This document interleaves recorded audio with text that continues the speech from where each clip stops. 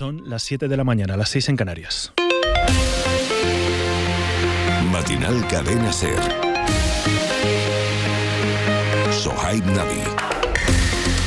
Hola, buenos días. Donald Trump se vuelve a topar con la justicia de Estados Unidos. Esta vez ha sido una jueza la que le ha parado los pies al presidente en su intento de vetar a los estudiantes extranjeros de la Universidad de Harvard. Institución académica por la que va Trump entre acusaciones de promover el antisemitismo por permitir las manifestaciones a favor de Palestina y en contra de las matanzas israelíes en la Franja de Gaza. Trump advierte a Harvard que tendrán que cambiar su forma de actuar y traslada esa advertencia al resto de universidades con amenaza de cerrar el grifo de los fondos públicos. De momento, los tribunales frenan a Trump y se está casi volviendo una tendencia habitual porque otro juez esta madrugada ha ordenado al presidente estadounidense que repatrie a un ciudadano de Guatemala que deportó por error a México. Dice el juez en su resolución lo siguiente: no se tuvo en cuenta el caso especial del damnificado, quien advirtió que existe un serio riesgo de que lo perseguirán en ese país. Todas las actuaciones de Trump están agitando Estados Unidos y también Europa, la última víctima de su guerra arancelaria.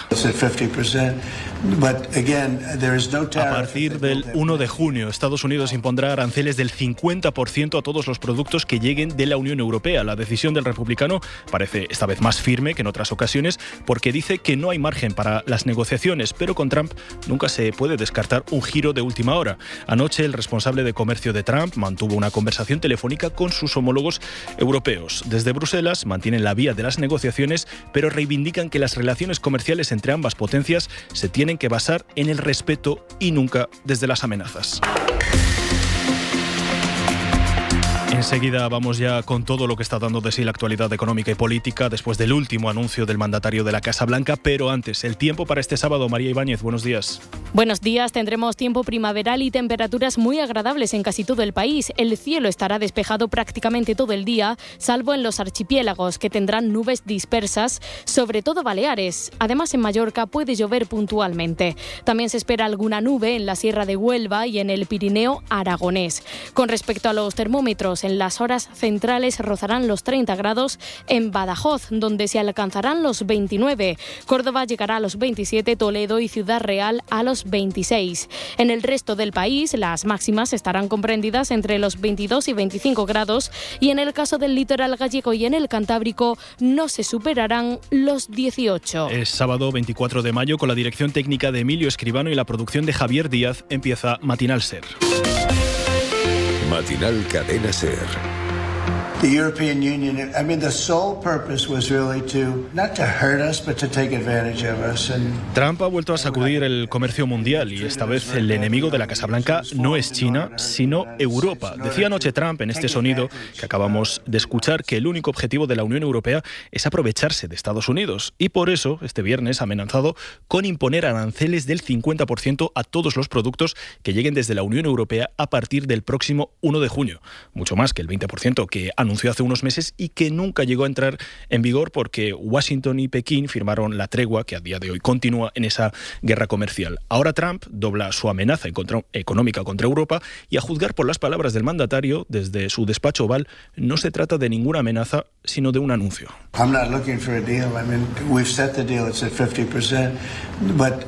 Porque no busca ningún tipo de acuerdo, solo evitarán los gravámenes, dice, las empresas europeas que decidan trasladar su centro de producción a Estados Unidos. Por lo tanto, por lo pronto, en Bruselas se muestran más cautos, más diplomáticos, pero mandan un recado a Trump. El comisario de Comercio de la Unión, Maroš Šefčovič, dijo anoche que las relaciones comerciales entre las dos potencias se deben guiar por el respeto y nunca por las amenazas. En cualquier caso, Bruselas deja la mano tendida a Washington para las negociaciones y salvar un posible acuerdo. Corresponsal comunitario, Enrique García Pozo, buenos días. ¿Qué tal? Buenos días. A pesar de que nos acercamos al ecuador de esa pausa arancelaria de 90 días y a pesar también del anuncio que ha hecho Donald Trump, parece que no hay avances en en las negociaciones y en Bruselas apuestan por la cautela ante las amenazas arancelarias del presidente de Estados Unidos. En las últimas horas, los negociadores han intercambiado un documento con propuestas. En Bruselas sostienen que el texto facilitado por Estados Unidos es muy genérico y que apuesta por concesiones unilaterales por parte de la Unión Europea para seguir avanzando en las negociaciones.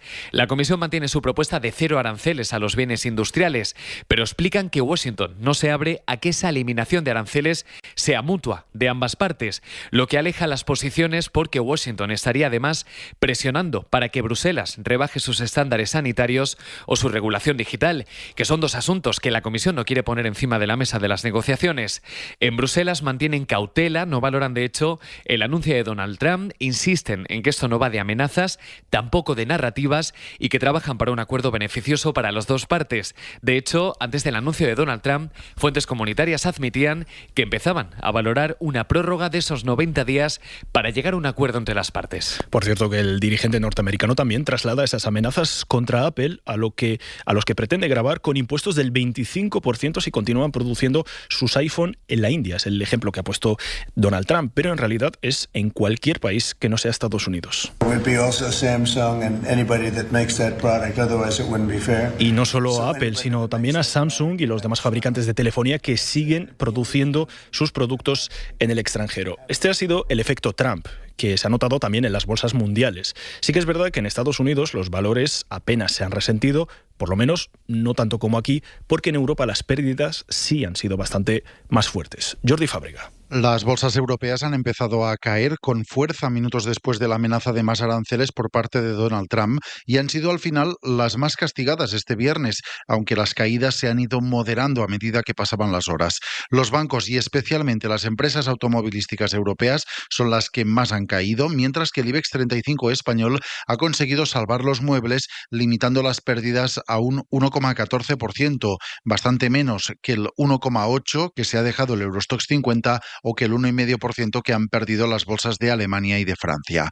La escalada en las amenazas de aranceles por parte de la administración Trump también se ha dejado sentir en el mercado de divisas, donde el dólar se ha abaratado más de un 1%, y en Wall Street, aunque las bolsas americanas solo han caído alrededor de medio punto porcentual. No es el único gran titular que ha dejado Donald Trump esta noche. Una jueza de Estados Unidos deja suspendida temporalmente la prohibición de la Casa Blanca a la Universidad de Harvard para matricular alumnos extranjeros. De nuevo, la justicia le para los pies al republicano, quien suma un nuevo enfrentamiento con la institución educativa más prestigiosa de Estados Unidos y una de las más reputadas, sin duda, en todo el mundo. Trump considera que Harvard es un nido de antisemitismo por las protestas pro-Palestina y va con todo para castigar ese comportamiento. Corresponsal en Washington, Sara Canals. Sí, ha sido una jueza de Massachusetts, concretamente, quien ha bloqueado la prohibición y lo ha hecho horas después de que Harvard haya interpuesto su segunda demanda contra el gobierno de Trump. El bloqueo, sin embargo, es una medida temporal, no resuelve el asunto,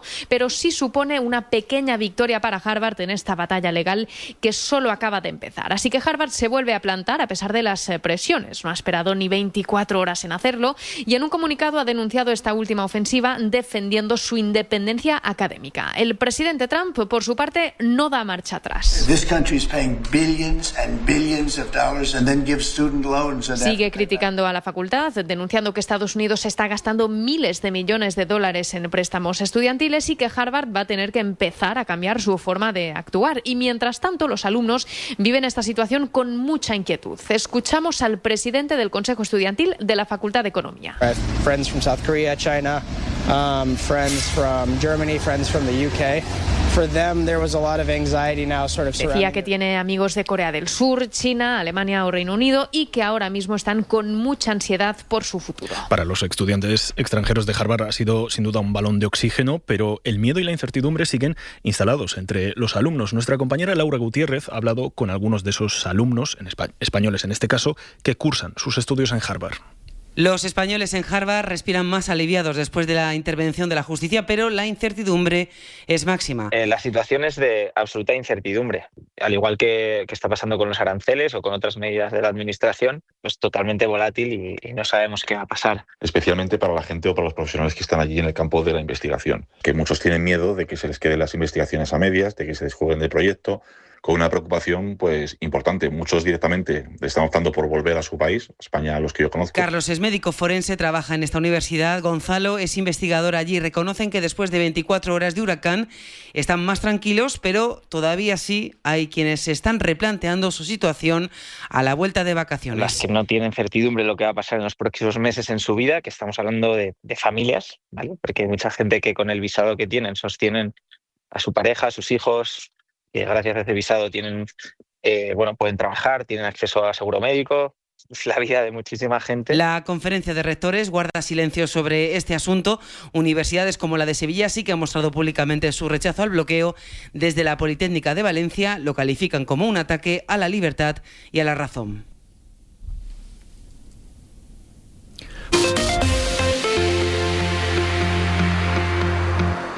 Por primera vez, la justicia imputa a 2 exaltos cargos de Ayuso para que rindan cuentas sobre los protocolos sanitarios durante la pandemia. En Madrid, durante la crisis de la COVID, recuerden, se prohibió a las residencias de mayores que trasladaran a los enfermos a los hospitales. Más de 7.000 ancianos murieron solo en aquellas residencias. Los responsables de aquellas directrices de no dejar salir a los enfermos, Carlos Mur y Javier Pérez Domingo, tendrán que declarar este lunes ante el juez. Las familias de los ancianos, tras años de denuncias archivadas, celebran este paso. Radio Madrid, Elena Jiménez. Todo viene por una petición de la Fiscalía tras la denuncia que presentaron más de un centenar de familias por denegación discriminatoria de la asistencia sanitaria.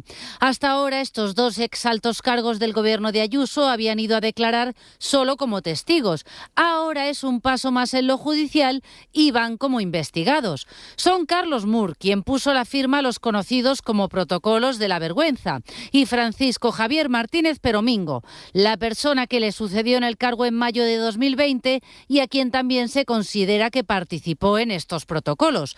Ramona Carvajal, una de las familias denunciantes, ha puesto voz en Hora 14 a cómo reciben este paso. Pues mira, después de 5 años lo recibimos con cautela, contentos porque es un pasito, pero con cautela, sabiendo que nos podemos decepcionar. Las familias esperan que estos 2 investigados cuenten cuál fue la implicación de Ayuso y de su consejero de Sanidad en las decisiones que se tomaron. Por supuesto, a la presidenta madrileña no le ha sentado nada bien esta decisión. No se acaban de sentir cómodos del todo con este asunto en el gabinete de la presidenta madrileña. Es más, recuerden, su jefe de prensa, Miguel Ángel Rodríguez, llegó a desmentir a una de las hijas de las fallecidas que participó en un documental en homenaje a esas víctimas. Dijo que era mentira, que no era ni familiar ni nada. Luego, claro, tuvo que rectificar y pedir perdón. Además, este viernes Ayuso ha puesto el foco de estas 2 imputaciones en la Fiscalía. Pero conviene aclarar que la Fiscalía lo que ha hecho es recibir una denuncia de los familiares y trasladarla a los juzgados. Es la jueza del juzgado número 3 de Madrid, en este caso, la que imputa. Y en la oposición, los socialistas madrileños han celebrado la decisión. Escuchamos a Isabel Díaz Ayuso, líder del PP en Madrid, y a Óscar López, ministro y líder de los socialistas madrileños. Es un asunto que estaba archivado hace 3 años. Ahora la Fiscalía ha cambiado de criterio y ha decidido reabrirlo, y es toda la información que tengo. Hoy por fin, después de muchos años de lucha, se abre un rayo de esperanza para las familias de las víctimas que fallecieron en las residencias. Desde luego, la Comunidad de Madrid y la señora Ayuso tendrán que dar explicaciones. Quien ha declarado este viernes ha sido la pareja precisamente de Ayuso. Lo ha hecho en calidad de testigo por la causa abierta contra el fiscal general, contra García Ortiz, y esa filtración de sus datos personales, los de González Amador. El novio de Ayuso niega el correo que mandó su propio abogado Hacienda, en el que se reconocían 2 de los delitos fiscales que ahora se le imputan. Dice Amador que él solo dio instrucciones para llegar a un acuerdo con Hacienda. En ningún momento, es lo que sostiene, consintió que se enviara ese correo. Pedro Jiménez. El novio de Ayuso defiende en el Supremo su inocencia en la causa que tiene abierta por delitos fiscales y de corrupción en los juzgados de Madrid. Dice que nunca supo, hasta que lo reveló la SER, que su abogado Carlos Neira, que declara el día 27, envió un correo en el que reconocía sus delitos y pedía un pacto. Y eso, a pesar de que reconoce que le pidió rapidez y discreción para cerrar esta causa. Lo que no ha sabido explicar en su declaración como testigo es el cruce de mensajes con el abogado, en el que le informan sobre la conformidad que supuestamente no conocía. Turquía. La petición de conformidad que envió el letrado en un correo en el que escribió que lo hacía de conformidad con su cliente. Sobre la estrategia política, reconoce que entregó al jefe de gabinete de su pareja el correo que usó Miguel Ángel Rodríguez para fabricar el bulo de que la Fiscalía había ofrecido un pacto al comisionista, pero que no participó en la construcción del bulo. Él lo entregó y le dijo: haz lo que quieras. Sobre el caso Ábalos, este viernes ha declarado en el Senado la responsable del proyecto que tenía en nómina la que fuera pareja del exministro, a Jessica Rodríguez. Virginia Barbancho, trabajadora de la empresa pública Traxatec, ha confesado que fue el subdirector de Adif, Ignacio Zaldívar, quien le dijo que Jessica era, textualmente, una sobrina de Ábalos. A la responsable no le gustaba la actitud de Jessica Rodríguez porque ni siquiera se presentaba a su lugar de trabajo, pero ante las quejas la mandaron callar. Esto lo reconoce textualmente y añade que esas órdenes son las que les dieron, venían de más arriba, de la propia presidenta de Adif, de Isabel Pardo de Vera, a la que el juez del caso Koldo ha imputado esta misma semana los delitos de malversación y tráfico de influencias por contratar precisamente a la expareja de Ábalos. Esto ha dicho Virginia Barbancho en la comisión del Senado. Yo podía tener la certeza de que no fichaba y que yo tenía elementos que no me gustaban nada. Lo que pasa que me mandaron callar. Pero yo lo puse en conocimiento de mi superior jerárquico, que era mi obligación. En una conversación me comenta el director de Adif, el director del contrato, que es sobrina del ministro. Cuando ya teníamos el procedimiento, yo creo que finalizado. Y yo me quedé así, dije, ¿sobrina del ministro? El abogado del hermano del presidente, Pedro Sánchez, ha criticado las prisas que se ha dado la jueza de Badajoz para sentarle en el banquillo de los acusados. Recuerden que el hermano del presidente será procesado, entre otros delitos, por tráfico de influencias. Es lo que ha decidido la jueza sin esperar a que la audiencia provincial se pronuncie sobre esos recursos que ha presentado la defensa, procedimiento que no es obligatorio, pero sí el habitual. Y entre tanto, el abogado de David Sánchez ha dejado por escrito su disconformidad por esta decisión.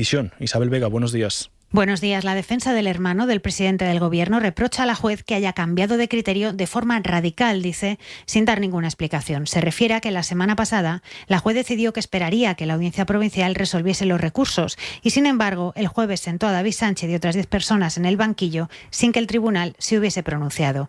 Pide explicaciones por esta contradicción y, además, le afea que haya preguntado a las acusaciones populares para enmendar un error que han provocado ellas en el auto, pues envía el caso a un juzgado de lo penal que no es el competente porque lo habían pedido así. En esto también se ha fijado el abogado de Luis Carrero, amigo de David Sánchez y acusado igual que él. Dice que los jueces no están para asesorar a la acusación popular cuando se equivoca y que se puede quebrar el principio de imparcialidad. Israel se defiende de las acusaciones después de matar a 6 trabajadores humanitarios que escoltaban la ayuda que ha permitido entrar el gobierno de Netanyahu a Gaza. Según Tel Aviv, uno de los drones de su ejército identificó a miembros de Hamás que estaban intentando asaltar los camiones y por eso, dicen, abrieron fuego. Abrieron contra prácticamente todo lo que se movía allí, contra milicianos de Hamás, trabajadores humanitarios. Este es el último capítulo en una semana alarmante en lo humano en la Franja de Gaza. Ahora Netanyahu deja entrar la comida a cuentagotas, pero solo eso, no permite que entren cosas tan esenciales como el combustible, sin el cual no se puede cocinar la comida.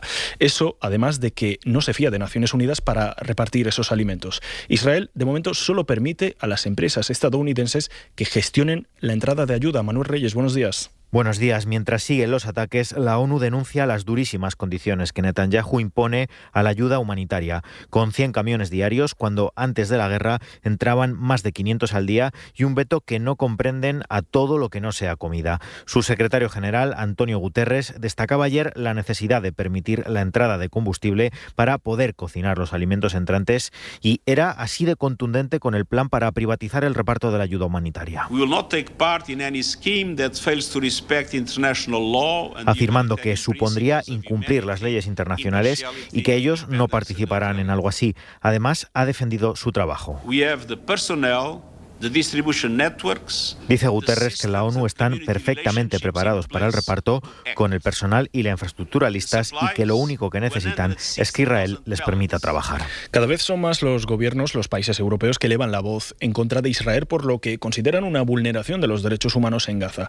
Esta semana ha sido Reino Unido, Francia y Países Bajos, entre otros, quienes han condenado públicamente las actuaciones del gobierno ultranacionalista de Netanyahu. Pero aún existe una fuerte división entre los 27 sobre este asunto, porque gobiernos como los de la ultraderechista Meloni se oponen a levantar la voz contra Israel. Nos vamos a Roma, John Solés. Esta semana, el gobierno italiano se ha manifestado contrario en la Unión Europea y en el Parlamento a la adopción de medidas contra Israel por las matanzas de palestinos en la Franja de Gaza. La oposición acusa a la primera ministra Meloni de los posfascistas de Fratelli d'Italia de ambigüedad y de condescendencia con el primer ministro israelí, el derechista Netanyahu. El silencio de nuestro gobierno es una complicidad dramática. El silencio de nuestro gobierno es una complicidad dramática, ha declarado Molinari, rector de la Universidad de Siena. Por ello, invitamos, ha añadido, a colocar en las ventanas sábanas blancas porque los últimos camiones que han entrado en Gaza han descargado sudarios necesarios para envolver los muertos. De este modo, ha concluido, tomamos la palabra como ciudadanos ante gobiernos que no lo hacen. Lo facciamo per prendere la parola noi come cittadini, visto che i nostri governi non lo fanno. Centenares de entidades ciudadanas de toda Italia, ayuntamientos y partidos políticos de la oposición se han adherido a esta protesta con el lema Sábanas blancas por Gaza. Y en Ucrania ha vuelto a ser una noche intensa en cuanto a los bombardeos rusos. Este que escuchamos, se ha producido cerca de la capital, en Kiev. Es uno de los 50 ataques que ha lanzado el ejército del Kremlin esta misma madrugada. El líder de los militares en esa región informa que hay 8 personas heridas. Todo ello apenas una semana después de que Rusia y Ucrania reiniciaran las negociaciones para la paz, reunión de la que salió un primer gran acuerdo para el intercambio de rehenes, el mayor hasta la fecha y que ya ha comenzado. Moscú, Javier González Cuesta. Rusia y Ucrania comenzaron ayer su mayor intercambio de prisioneros de la guerra, 1.000 presos por 1.000 presos. Este canje fue el mayor avance pactado en el encuentro de Estambul de hace una semana. El intercambio será gradual y durará varios días a pesar de que Trump lo dio por concluido ayer. La primera fase incluyó 270 militares y 120 civiles por cada bando, aunque ningún lado precisó por qué tenían civiles detenidos. El canje tuvo lugar en territorio bielorruso, aunque la portavoz de Lukashenko recalcó que el país no ofreció asistencia en el traslado de prisioneros.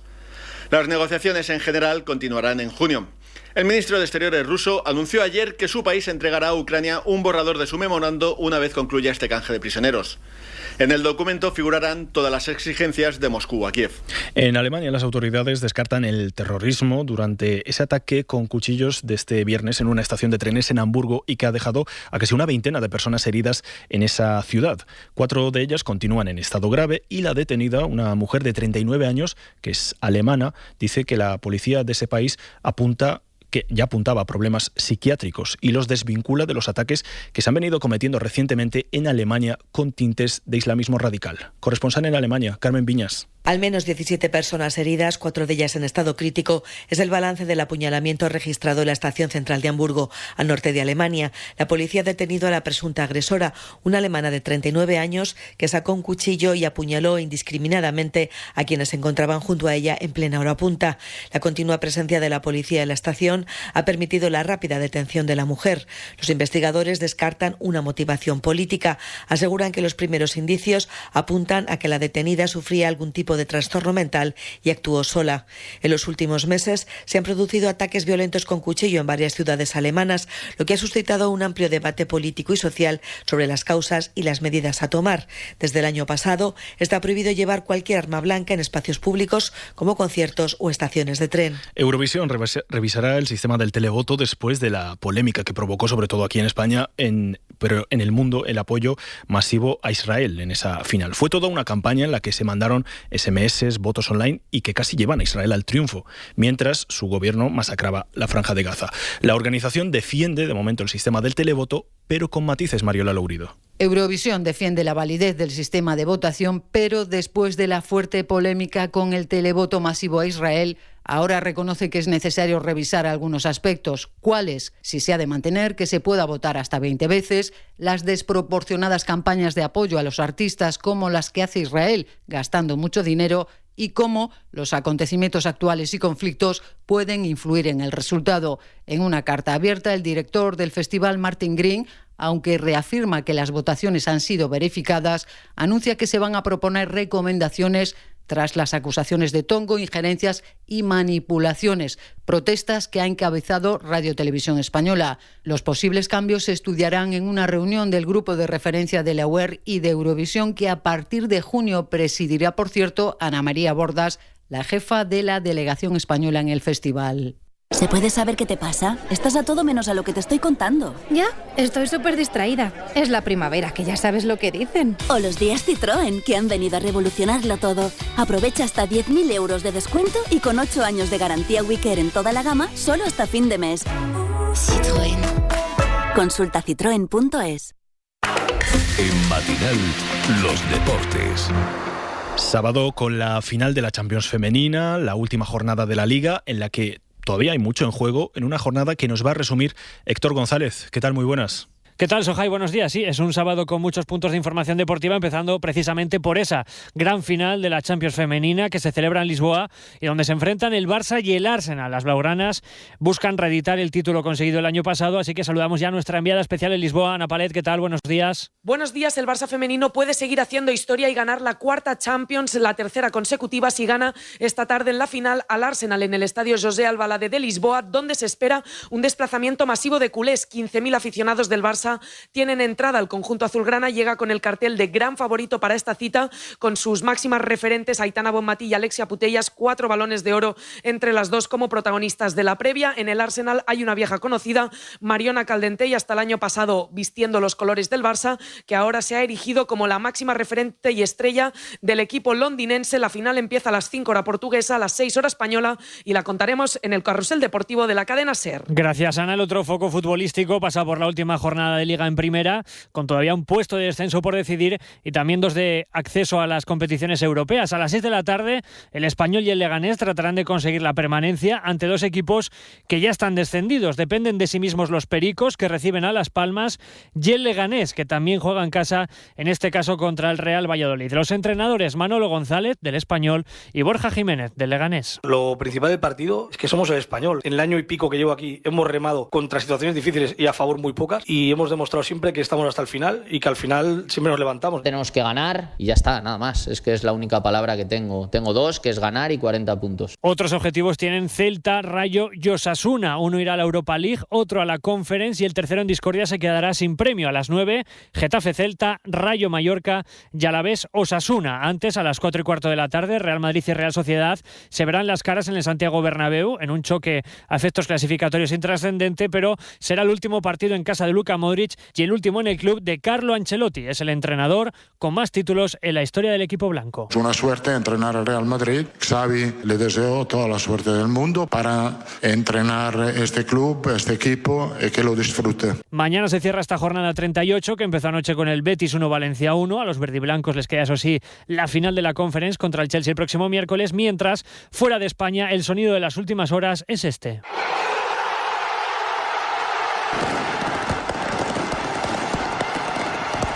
Noche interminable en Nápoles después de que el equipo partenopeo se hiciese con el cuarto scudetto de su historia.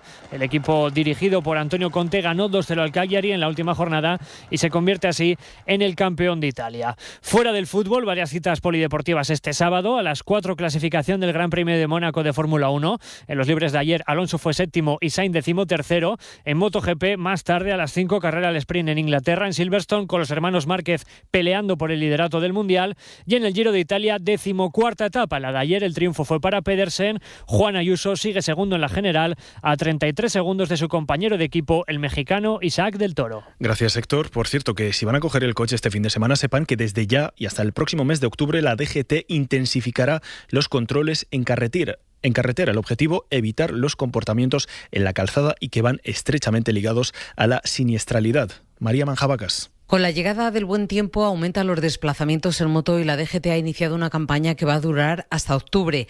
Es prioritario reducir la siniestralidad en un colectivo que suma 96 muertos en lo que llevamos de año, con un perfil sobre todo de hombre entre 25 y 64 años con más de 10 años de permiso, aunque los fines de semana se registran fallecidos menores de edad.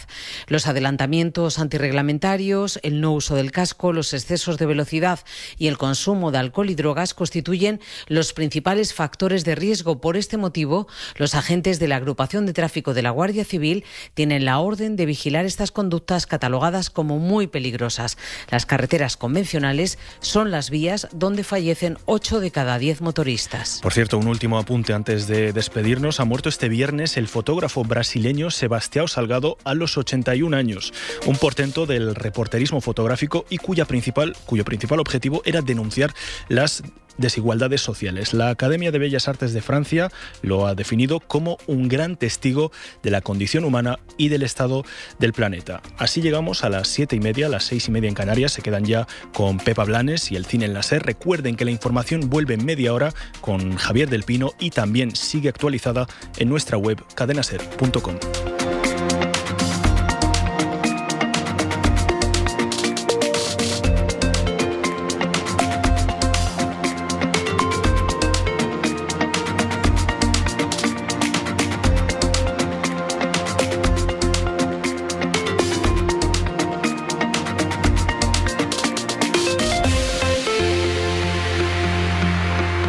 Matinal Cadena SER.